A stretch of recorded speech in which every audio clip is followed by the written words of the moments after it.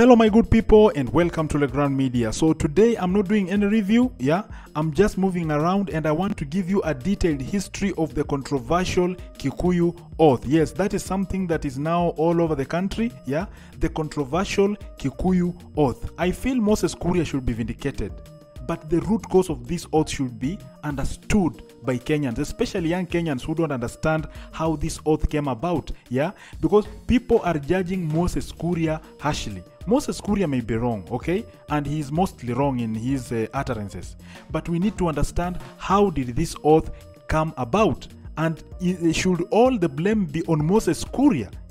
So let me give you a history of how this oath started among the Kikuyu community.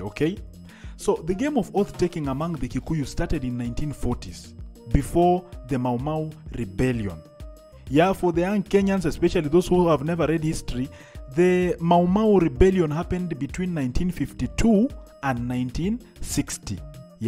Kenyans were fighting the British colony, which was established in 1920 and lasted until 1963. So the British came in East Africa. During that time we did not have Kenya. If you have not checked my Nabongo Mumia video, go and check. We did not have Uganda, Kenya, Tanzania. There were no those demarcations. So it was just East Africa, the whole of East Africa. So the British came to East Africa and established a colony in Kenya in 1920. So during the 1920 they formed Kenya. Hii map yenye mnaona Kenya hii walikuja wakakaa hapa, and it was a British colony. Haikuwa inaitwa Kenya. So hao watu walikuja wakachukua mashamba, they took our land, they took our resources, they turned us into slaves in our own country. And some people, especially the Kikuyus, and this is where I want to thank the Kikuyus, by the way. Wakati mwingine tunasemanga the Kikuyus are very tribal, atisijui Kikuyu ni wabaya, lakini the Kikuyus felt it, Kikuyus resisted, they planned to resist this rule, kwa sababu walikuwa wameshaishi 20 years under this rule and it was uncomfortable. Watu wamechukua mashamba, watu wamechukua resources zote, we have been turned into slaves in our own country, and then the Kikuyus, mostly the Kikuyus, planned to resist the British rule. So the people of Central and Eastern Kenya formed the Kenya Land and Freedom Army, which was popularly known Mau Mau. So the Mau Mau was mzungu aende Ulaya, Mwafrika apate uhuru. In English, the organization was called the Kenya Land and Freedom Army. It was formed in the 1940s to resist the British rule. So nisikie vizuri, my friend. So mostly the people who consisted of this army were the Kikuyus, the Merus, the Embus, the Kambas, and the Masais. So nyinyi mnaulizanga huku Waluya na Wajaluo sisi tulikuwa tunafanya nini? If you have not checked my Nabongo Mumia video, go and check. Nabongo Mumia collaborated with the British. So Nabongo Mumia, when he collaborated with the British made him a paramount chief of an expansive region of East Africa. And this is what I was explaining in that other video, how he ruled from Jinja to Naivasha, So he had a lot of influence. Nabongo Mumia had a lot of influence, and he was the British put him in charge of other kings. So other kings were reporting to Nabongo Mumia, and Nabongo Mumia was oppressing people using the British. And this is why Nabongo Mumia is not a hero, by the way. When we start mentioning the heroes of this country, Nabongo Mumia is not mentioned, because he collaborated with the British.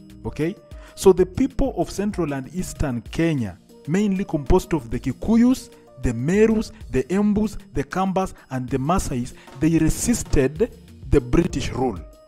So in the 1940s, that is when they formed the Kenya Land and Freedom Army, popularly known as Mau Mau. Mzungu aende Ulaya, Mwafrika apate uhuru. And that organization mainly consisted of Kikuyus. So Wakikuyu ndio walikuwa wengi. So the Kikuyus meant well for this country because they were dominant in that organization and they were determined to fight the British. Mzungu waende wapi? Ulaya. Now I want you to listen to me very carefully. In the late 1940s, 1947, 1948 hapo, the Mau Mau campaign gained strength because hao watu walikuwa wanataka kupiga wazungu warudi kwao, so that the land inarudi kwa Waafrika. The advocates of violence within that group now started coming out, led by the Field Marshal Dedan Kimathi. Ya wengine mnaonanga Kimathi Street, mnaona portrait yake imewekwa pale town, lakini hamuelewi Kimathi alikujaje. Kimathi was a field marshal, okay, in the late 1940s, and he led that organization against the British colony, okay? Now I want you to get me very clearly. During that time, they made oaths against the British, okay? I want just to tell you some of the oaths that they made. One of the oaths read that if I ever reveal the secret of this organization, which is Mau Mau now, may this oath kill me. Another one read, if I ever sell or dispose any Kikuyu land to a foreigner, may this oath kill me. Ingine ikasoma, if I ever fail to follow our great leader, Kenyatta, may this oath kill me. Remember, Dedan Kimathi was a field marshal, but Jomo Kenyatta was the organizer. He was the mastermind behind the Mau Mau, that organization fighting the British, yeah? So he was regarded as a great leader in the Kikuyu land, yeah? Because he came from Ichaweri, where he was born in 1984. So people were swearing that if they fail to follow Kenyatta, that oath should kill them.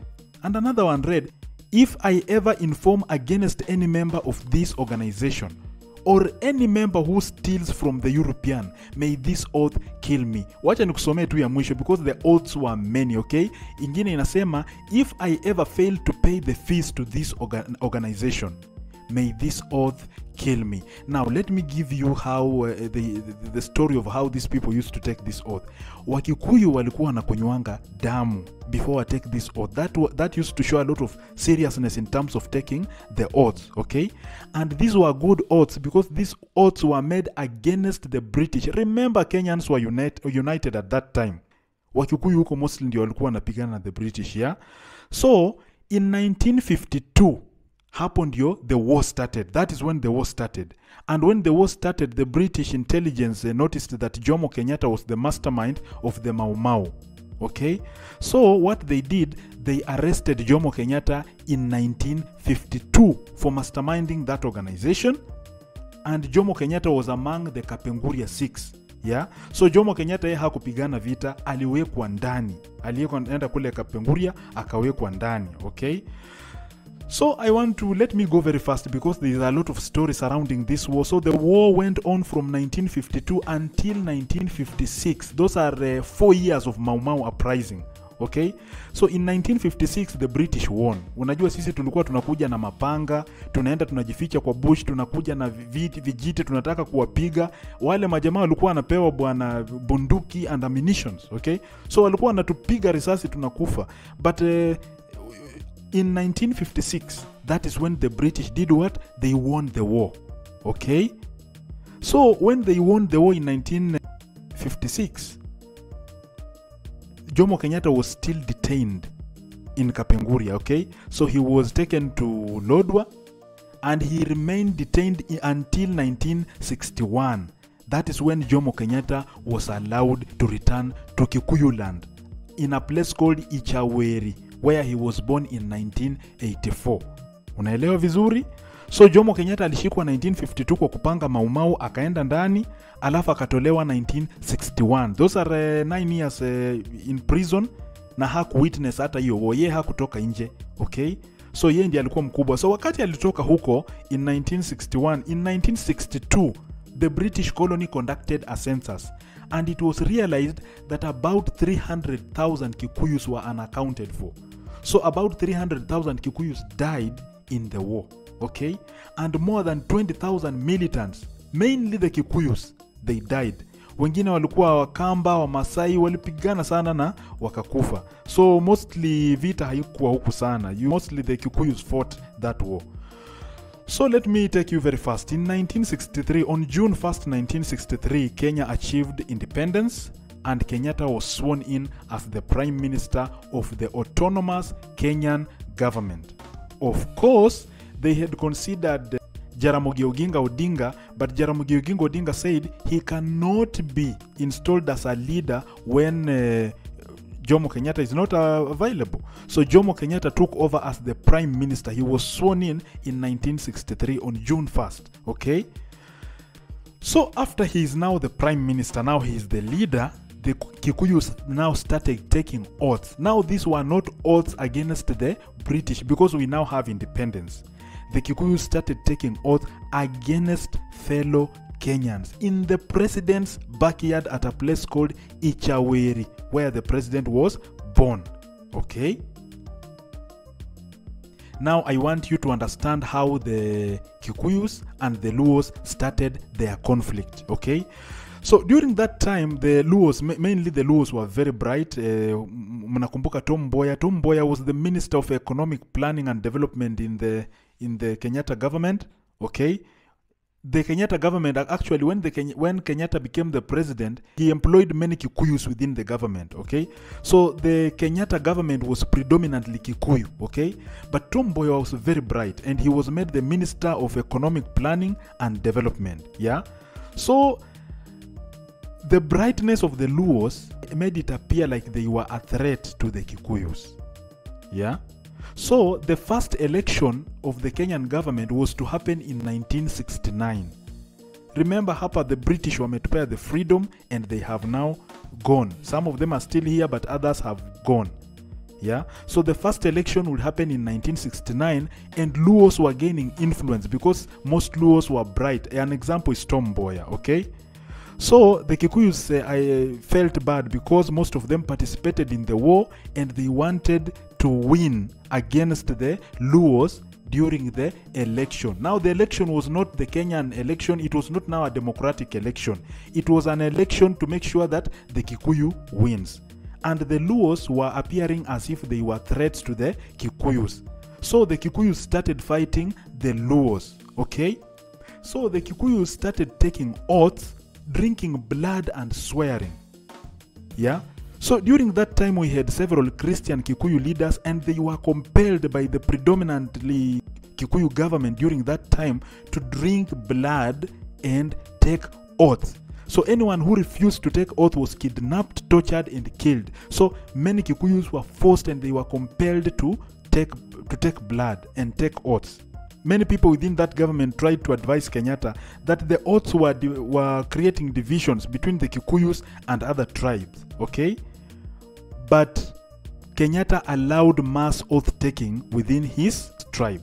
So in 5th July 1969, when people were just headed to the election and Tom Mboya was appearing to be a very bright man and he was gaining a lot of influence across the country. You know, people who learned under the British also were bright during that time, and they could notice some government officials that were bright and ready to lead the country. So Tom Mboya was very charismatic, very bright, and during that time he was a threat to Jomo Kenyatta and the entire predominantly Kikuyu government. Yeah. So they planned and they killed Tom Mboya. Okay? And during that time when they killed Tom Mboya, it was now apparent that the Kikuyus were fighting the Luos. Okay? And I just want to give you one of the oaths. Now this is the oath which Moses Kuria is talking about. Let me read it for you.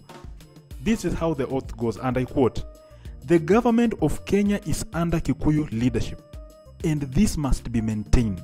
The quote continues, "If any tribe tries to set itself up against the Kikuyus, we must fight them in the same way we died fighting the British settlers." The oath continues, "No uncircumcised leader, for example the Luo, will be allowed to compete with the Kikuyu. You shall not vote for any party not led by the Kikuyu. If you reveal this oath, may this oath kill you." Now that is how the oath became a secret between them, because they made an oath against other tribe and they gave an example of the Luos, and they made sure that this oath remained a secret among them. Yeah. So Kikuyus continued to take several other oaths, yeah, drinking blood as they swore, yeah. The religious leaders were compelled to drink milk kama kunywe damu, yeah. Anyone who refused to take the oath would be beaten up and killed, yeah. So that is when the hatred between the Kikuyus and the Luos started, yeah. And when Jomo Kenyatta went to the Tom Mboya funeral and some people tried to resist his presence there, his security detail iliattack watu na ikaua Wajaluo wengi sana. And you know, that thing led to a lot of tension between the Luos and the Kikuyus. And this is why now I thank Uhuru Kenyatta and Raila Odinga. Because that handshake, this is where people don't understand where that handshake now comes in. This is where people don't understand where that handshake comes in. That handshake was now to do away with that oath. The oath against the Luos, the oath against other tribes, the oath, because the Kikuyus had taken the oath and the Kikuyus naturally hated Luos from that time, okay? So when Uhuru Kenyatta shook hands with Raila Odinga, they did away with that oath and they decided that Liwe Liwalo, we are not going to have anything against the Luos. So as I speak right now, Uhuru Kenyatta is supporting Raila Odinga, of course against the oath, but for the better of the country. Because this oath alone, I can tell you, is the reason for the 2007 post-election violence. When people went to the ICC, they did not look at this oath, but this oath was the reason for the 2007-2008 post-election violence. And if we continue with this oath, this is the oath that is going now to cause another violence again. So we must get this oath out of the way. And this is why Moses Kuria is saying the elders should meet and do away with this oath, because this oath is divisive and it is bad. So I will not continue anymore from here. If this video gets more attention, I will be back with a detailed history and citing relevant sources, including the books written by people who are coerced into drinking blood and taking some very funny oaths against other tribes. If this video gets 100 views like my other normal videos, I will simply ignore and move on with my life. Yeah, but Kenyans need to know that this information exists, and this is how the Luos and the Kikuyus started their hatred, and Uhuru Kenyatta and Raila Odinga are trying to address a problem that their fathers created, and it is for the better of this country. Thank you for listening to me. Subscribe and share this video. Thank you.